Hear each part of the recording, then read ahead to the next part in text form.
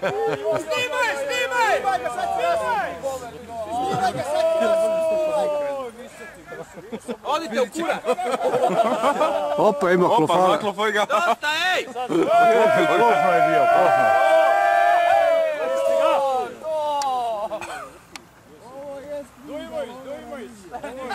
Jebe vam, usradite se to dovate, sad i njega jebete. Nemo pojasnite do kraja. On se spustio da će on par puta tako učio. To klofana pupa. Idealno uzmo, isto zora. Nema vjetra, nema ništa. Izgleda. Ovo smo idealno uslovi. Ako pokne doli plima. Sa slika. Ušao ovdje iznad auta, bjež čao. Ja bi u krilo! Krati! E pa nećeš 500 metri preletite se! Kakav promašaj! Samo za publiku! Samo za publiku! U more! 500 metri preko visoko i Čindriće! Jebi ga!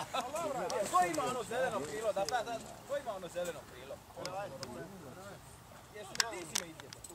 Ko će izjeba? Moje? Ja idem tamo, tamo. Slušaj se! Slušaj se! Ajmo! Aj, kaži mu! Povuzi komade skroz do guzice sad, kad si iznad vode. Ajmo!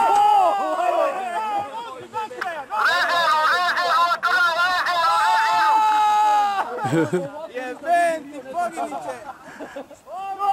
Dobro, eto. Opa, bolje nego otpjeva! Dobro je, samo da... Šta je ovo? Ne da se on Samo da ovo izvuče. Dobro je, uf. Jebo ti, ja sam osjetio niz leđa.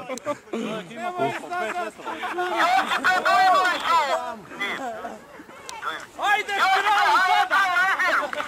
Čovjek ima 4 više skeleta, vi Naberi! Bravo! Bravo! U more! Bar neko danas u more. Ja bi isto namjerno puštao sa zgora na glavu, ej. Bravo!